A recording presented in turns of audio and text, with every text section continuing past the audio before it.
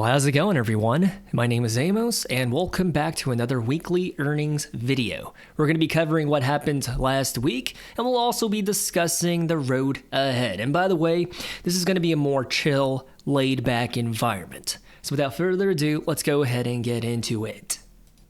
So first and foremost, let's talk about the heavy hitters from last week. First up is going to be Nvidia. So after Nvidia reported their earnings on August the 27th, they went on a sell-off and then they rebounded by the next day. However, prior to this very long weekend, they did go on another sell-off. So what exactly happened?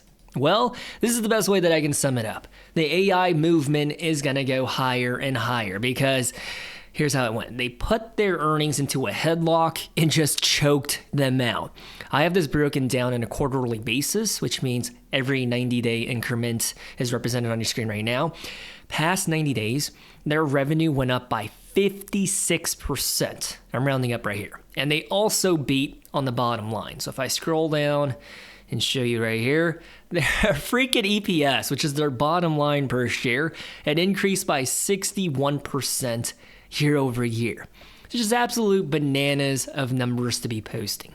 However, I'm thinking the reason why they went down by negative 3% on Friday is because there's a lot of uncertainty being baked in with the geopolitical nature of the US and China.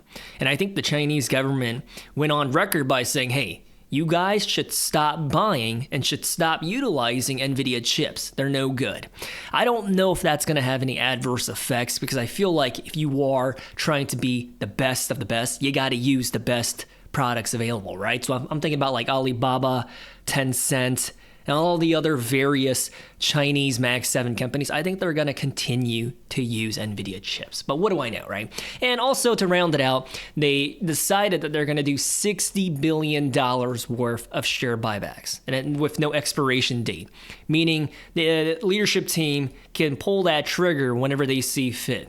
I'm thinking if Nvidia ever goes back on a sell-off like it did in the beginning of this year, by the way, speaking of which, do you remember how back in April, Nvidia went on that massive clearance discount? Or at least that's how I interpreted it.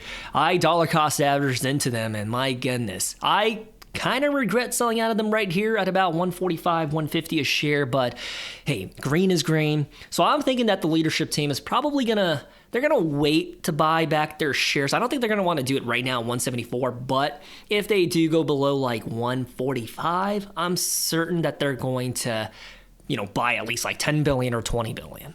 But anyways, the next one that I want to talk about that also reported their earnings last week is Marvell Technology. They reported on August 28th. And it's pretty rough, right? They're down by negative 18% on Friday. But taking a look at that, that's even worse, right? They went from 77 a share to freaking 62.87. So what exactly happens? Let me show you their financials as we talk about it. So as you can see on your screen right now, in the past 90 days, friends and family, they posted $2 billion. When you look at this visually depicted, it is absolutely crazy in comparison to like their 2017 numbers of $500 million. So it went up by 58%. However, their financials and bottom line, which is right here, their earnings per share, it did not surpass the expectations. They only met the forecast. So when it comes to these AI data chip companies such as like AMD, Marvell, Broadcom, and Nvidia, you can't just meet the forecast. You have to absolutely blow the numbers out of the water. If not, they punish you pretty harshly. At least that's the pattern and trend I've been witnessing for the past 4 years, ever since the whole AI data center movement became relevant and a thing. And I think that's why Mag 7 is Mag 7 as we know it today.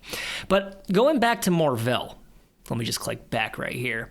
I think this quarter showed the consistency in their story of being a part of the AI data center chip race. Because just like Broadcom, Marvell, they're doing custom-made chips. Because not everybody needs to have the expensive premium Nvidia chips. Sometimes you need your servers to do XYZ instead of ABC. That's where people like Marvell come into play, right? So looking at their stock price pattern movement, I mean, this year they're down by negative 43%. If we zoom back 5 years, I mean, this is a pretty volatile company, right?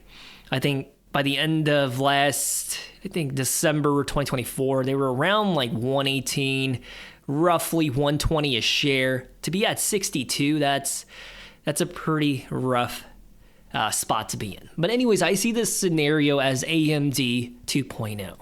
I think this is absolutely overreaction from the market, especially when they're posting numbers like this. And so to be fully transparent, I saw it as a buying opportunity. So this past Friday, I bought into Marvell at $63 a share. Yes, I would have liked to bought into them at 62.62. I did not time the bottom perfectly, but I'm already even, right? They're currently trading for 63 in the after hours. What I think, based on my analysis of Marvell, I think they're going to slowly recover. And by the end of the year, I think they'll end it at about 75 a share. Now, I could absolutely be wrong, but I think they're going to, recover slowly from this dip that they experienced. And I think they should be at least 70, 72 by October. If I'm wrong, well, I guess that sucks because I'm invested into them. But anyways, now let's go ahead and talk about the road ahead. I think this week in the stock market it's going to be kind of quiet. There's nothing too crazy happening. I mean, we do have some of the heavy hitters in the SaaS companies category, such as Salesforce right there. You have GitLab, you have Asana, Figma. Figma just IPO'd, and they went on a massive sell-off. It's pretty crazy to witness. There's DocuSign, there's UiPath, and then we also have one more AI chip player in Broadcom reporting. And between you and me, based on how Nvidia and Marvell just crushed, I think Broadcom is also going to have a really good report. And then on Friday, we have ABM, a janitorial services company that I actually kind of like, but I wouldn't buy into them unless it's at the right price point. Now let's dive a little deeper into each day. So to kick things off on Monday, well, hey, happy Labor Day. The stock market is closed. Let's jump on over to Tuesday, September the 2nd. The only one that's kind of relevant is probably going to be NIO, the Chinese EV manufacturer. Dude, I remember when they IPO'd. Check this out. When they IPO'd, there was so much hype and speculation surrounding this company that people started pumping so much money into them, and they went up to $60 a share. However, if we only take a look at the past 5 years, it should be a little worse, because going from $61 down to $6 a share, they got absolutely massacred. This is a company that I have no interest investing into, even though they are posting really phenomenal numbers.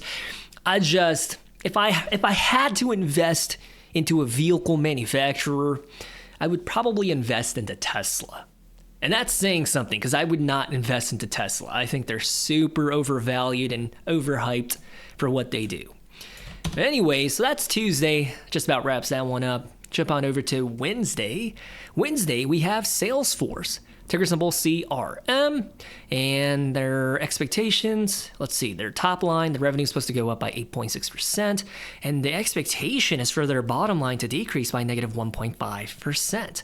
Let's investigate and look at their numbers a little closer. So right now, Salesforce, they're currently implementing Agentforce onto their platform, which is their AI catalyst, because I feel like every SaaS or software company, they're using the buzzword AI, because if you don't, then Wall Street and hedge funds, they're just not going to be bullish towards you. So that's their AI catalyst.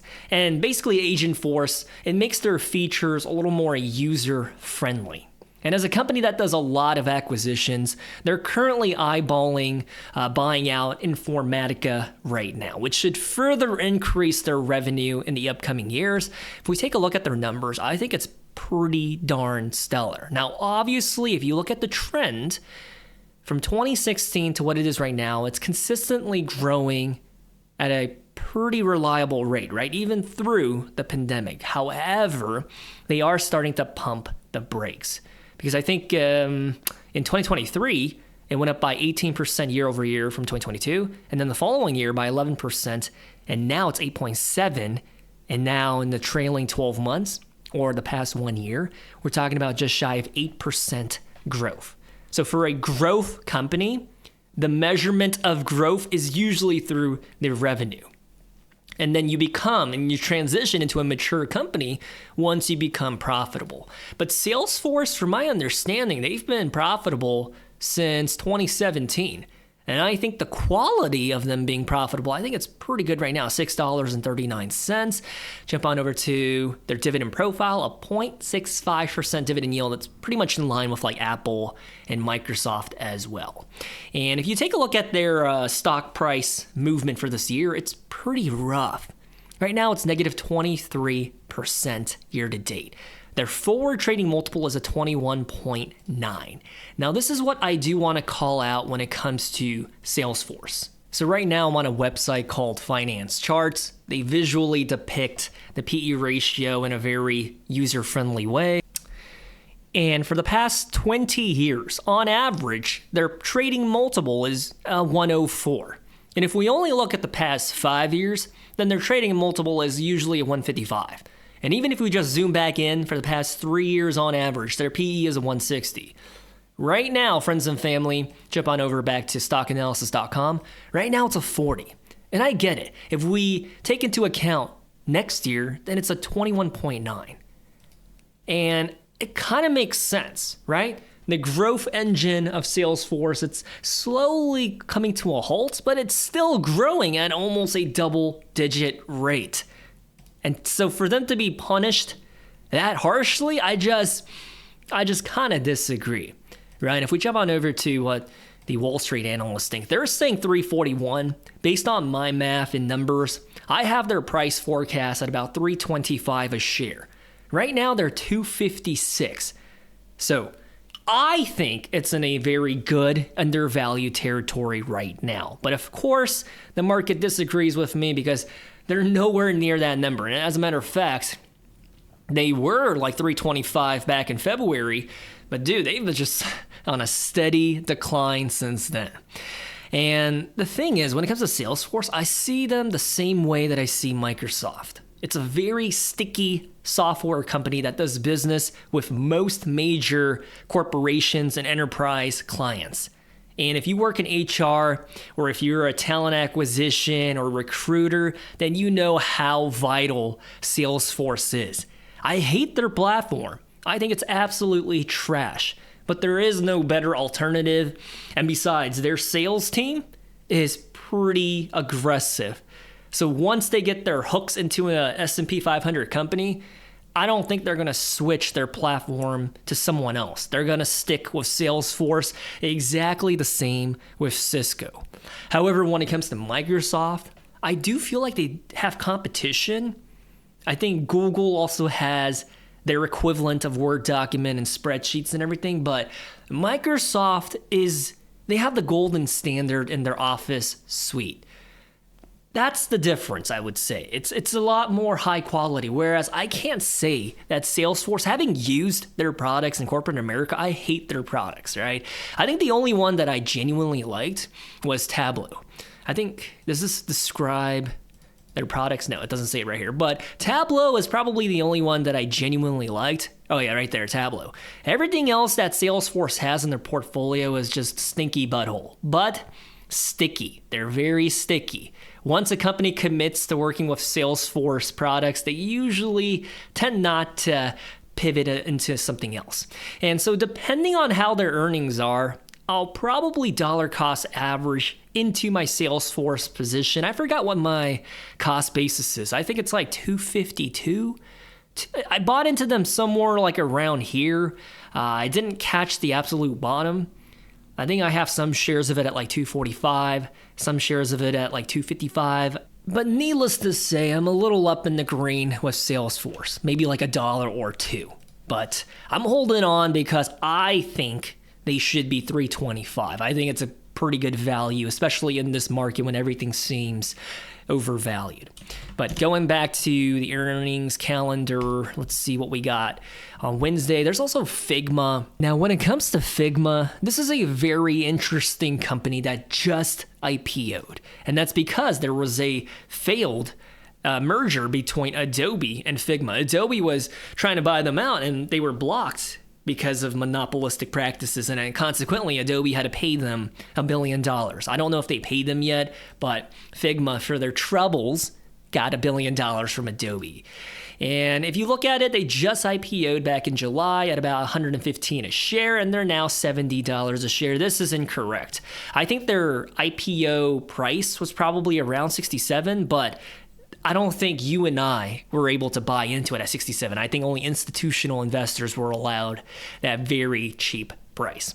But right now, $70, pretty rough, right? Especially if you decided to buy into the hype at 115 or even 122 a share.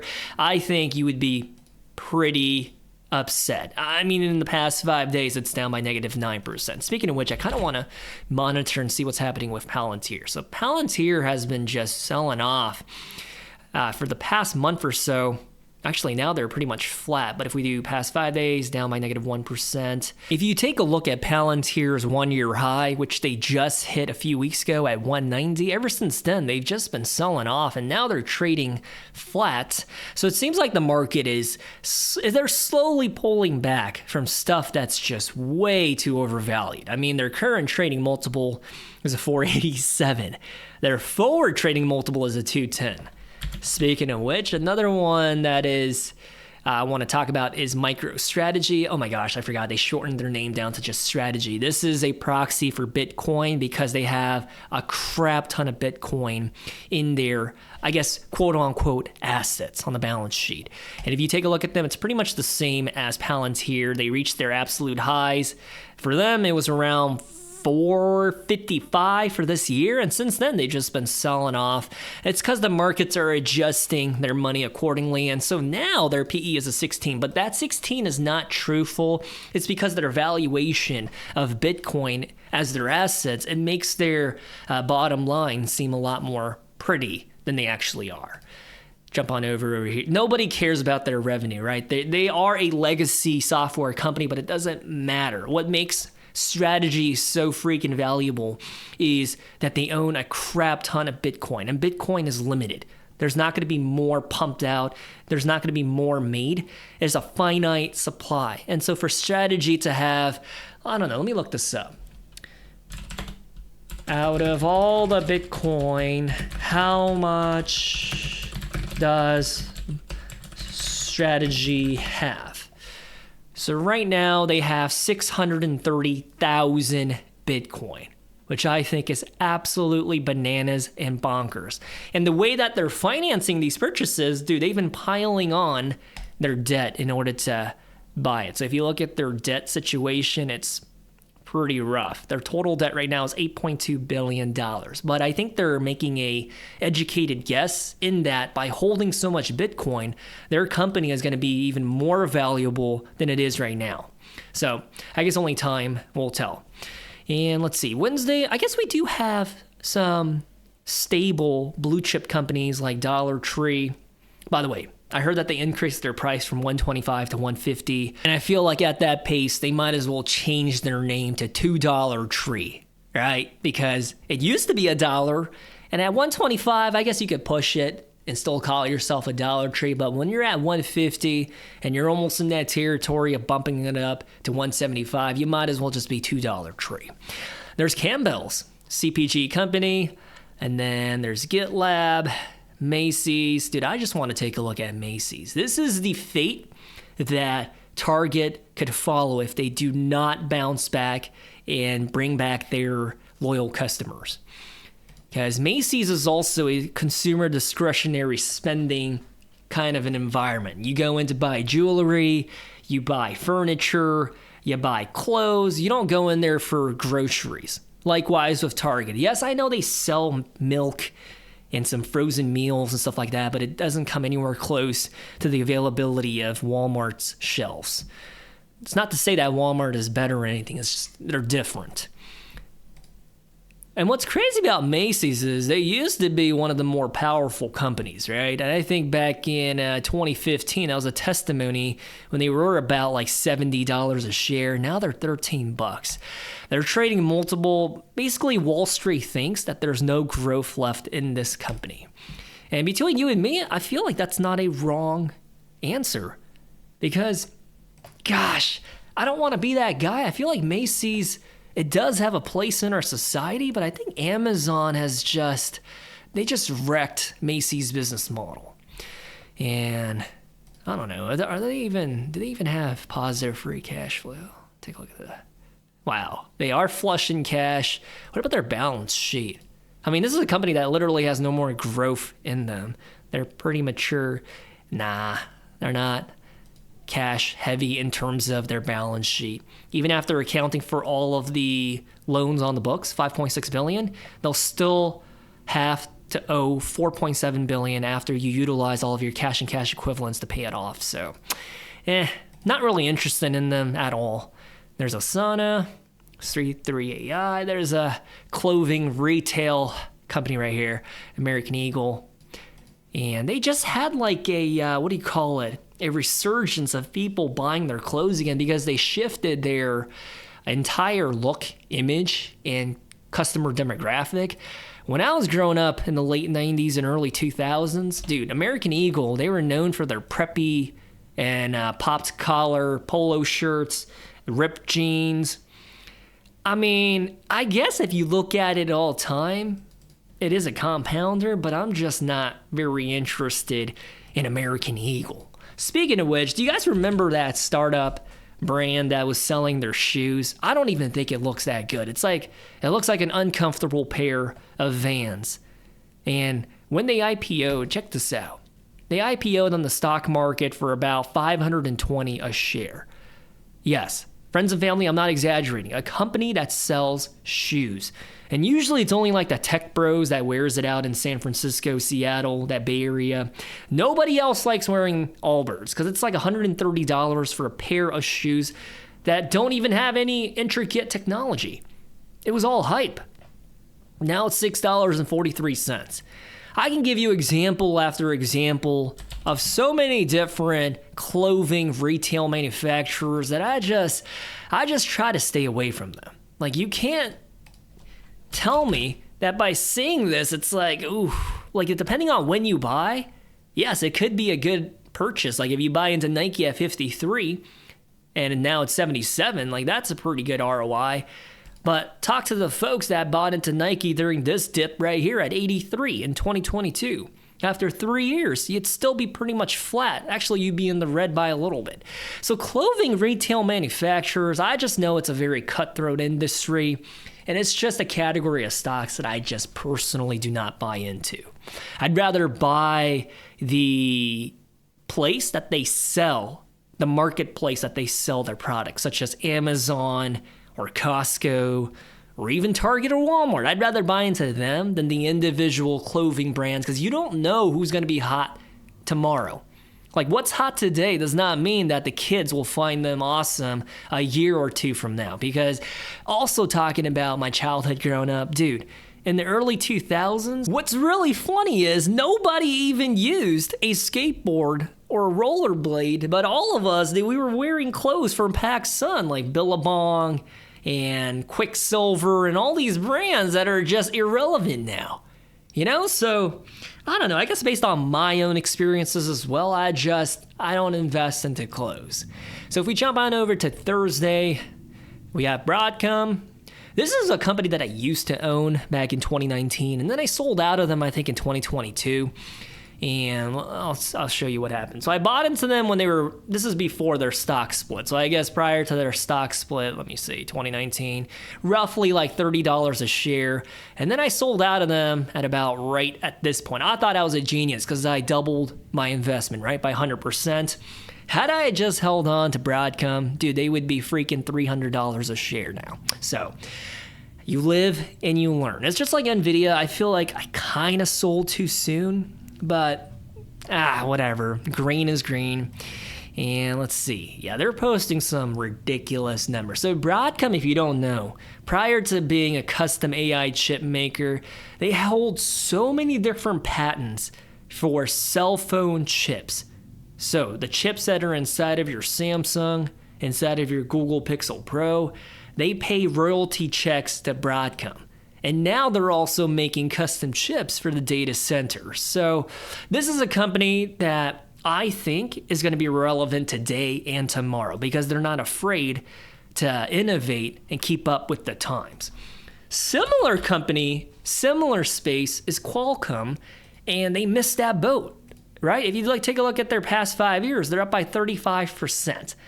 For a company that's also doing the exact same thing as Broadcom, because Qualcomm, they only stuck with the cell phone and laptop chips line of business. They didn't pivot into the AI chips sector like Broadcom did. So I feel like that was a huge missed opportunity for them. And then, of course, the infamous Intel. Dude, this is such a sad thing to see. Because I remember in the early 2000s, dude, every Apple MacBook, it came with an Intel chip. Because Intel they were world class. They were the benchmark. They were the standard. Everybody wanted their chip. Now, dude, if I worked in IT for a corporate company and I was onboarding new hires, I would make sure that none of those laptops had an Intel chip. I would make sure they all had AMD chips. Dude, AMD just smacks Intel up and down. It's just an unfair fight. Oh, there goes my dog. He must be yelling at one of the crows that are near my house. Dude, the crows here in Japan are so freaking big and they're so smart. They're actually kind of scary. But if we go on over to their metrics, they've just been losing for the past, what is this? It's broken down on a quarterly basis. Ever since, why is this not here, let me make the screen smaller so we can add more data here. Oh, I guess you can see more data. But anyways, ever since about 2022, I mean, they've just been losing year over year in almost every segment of their business, except as of recently, it seems like their foundry, which is their own data chip manufacturing facilities, I mean, that's up and that's a positive, but for almost everything else, yeah, it's not looking too good. They're losing their market share to Intel, to Nvidia. Just give me 1 second. I think my puppy needs something. I'll be right back. All right, sorry about that. So even though the foundry services, it looks kind of impressive, if you add it all up, you can see that their revenue since 2021, it's just been shrinking. Or I guess now it's pretty much flat for the past 2.5 years. Intel is a company it's really sad. It's what happens if you're in the tech space and you don't innovate. And that's why you got to be careful into who you pick and invest into in the tech space for almost any sector or for any line of business in tech. Because if you pick the wrong one, negative 51% in 5 years, right? So me personally, I'm staying away from Intel. I don't care what their bullish case is or their narrative or story. I don't believe in them. I don't believe in their current leadership. So yeah, I'll just leave it at that. In case there are some Intel investors, I don't want to offend you too much. But anyways, what else do we have on Thursday? So there's Lululemon. Lululemon, another retail clothing brand. I mean, just take a look at this. It's a rough situation. They're pretty much near their 1-year low. As a matter of fact, they reached their high of about $4.23 a share at the beginning of this year. So if you were to buy into them around January, dude, you would be pretty upset. You would be down 47%. Yeah, that's not a pretty picture.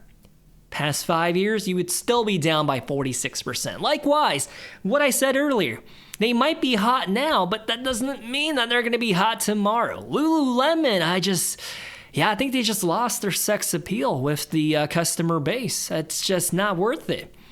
So Lululemon, there's the Toro company, there's UiPath. Is there anything that's crazy? Something Shoe Carnival. I remember getting my back to school shoes at this place because you could get a pair of Skechers or Starter, or do you remember those cheap shoe brands you could get for $14, $15? I just can't believe that they're actually publicly traded. That's actually wild to see. Wow. So if you did buy into them at their IPO back in 1993, you'd be up by 6x your money. So it's not bad, but it's I don't know what their bullish future is. And it's a company that I would not invest into, but I'm thankful that a company like Shoe Carnival exists. So if you were to walk into any 90s or early 2000s mall, at least here in the US, they all had a shoe carnival. It's kind of like a Payless shoes. You can go in there and you can pick up shoes for your kid for less than like $20 out the door. And they usually do their best to make it look trendy and I guess to make it look like the competitors' expensive shoes, like the equivalent of like a Nike that goes for like $80.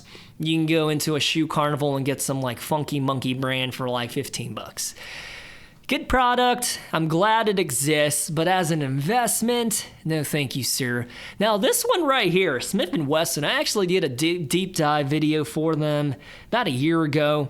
Ultimately, I decided not to buy into them because after I did more research about the current climate and how the budget is going to be spent towards the defense sector, I realized that the big money is going to be pumped into the jets, is going to be pumped into the submarines, is going to be pumped into the missiles. Not so much with the personal pew-pew weapons, right? And when you look at the breakdown of the government contracts, I think it was less than like 10% of it went to Smith & Wesson. I think a majority of it goes to like these German brands, I think like 6 Sauer. So ultimately, I decided to go with the big pew-pew ones instead of the small pew-pew ones, if that makes sense. I know that sounds off, but hopefully that's coherent. And as of right now, it does look like they're at their 1-year low, but I don't think it's a buying opportunity because, I mean, taking a look at their trading multiple, it just tells me that they're expensive for what they are and what they do. And as you can see, they have their cyclical highs and cyclical lows. And if you look at the historical depiction of firearm stocks like Smith & Wesson, they usually outperform when a Democrat is in office. However, when the reverse happens, they go on a sell-off. It's kind of crazy to see. So I suppose towards the end of 2027, maybe buy into Smith & Wesson, and then when that rebound happens, you'll be like 2 or 3x on your money, right? Potentially based on their past. But of course, past performance is not indicative of future gains. Me personally, I will not be doing that play. Matter of fact, I'm staying away from them. I deleted them from my watch list a year ago after I made the deep dive analysis video. So I think that speaks volumes that I do not feel comfortable having them anywhere near my portfolio. And then, dude, that definitely, I'm not even trying to sound a certain way, but that definitely sounds like a Chinese company. Tao Pang. $3 a share. Like, what even do they do, bro? Oh, they debuted in the stock market. Oh my gosh, I think I found the worst investment. They debuted on the stock market. Hold on. Okay. That speaks a better preach. Oh my gosh, what am I looking at here? And this is in US dollars? It's traded on the NASDAQ stock exchange. Dude, what in the hemoglobin is this? $36,000 a share back in 2007, and now they're $3.30? Yikes, dude. Provides cloud app technologies, Internet of All Things platforms based in China. Dude, this is rough. I've never seen a company worse than this in terms of their stock price performance. Dude, this is hideous. Holy smokes. It's almost as expensive as Berkshire Hathaway when you break it down to a share level, but gosh, the performance.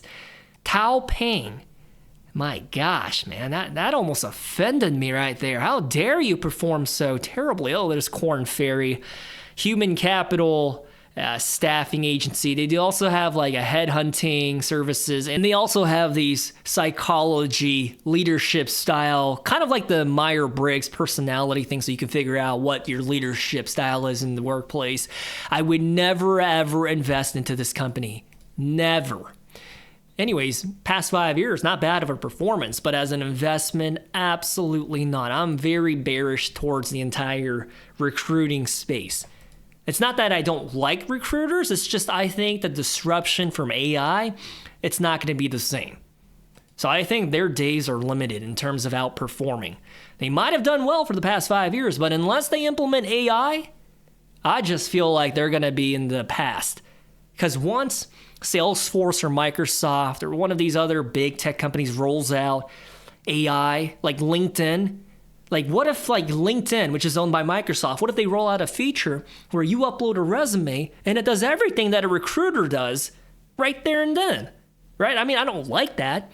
I would prefer that a human looks at my resume and then gives me the stamp of approval or rejects me. I hate the fact that when you submit your resume in a digital format, as we live in 2025, I guess I sound so old here, but most of the times they don't even really look at your resume. It just automatically gets filtered as a no based on you not hitting the amount of keywords needed.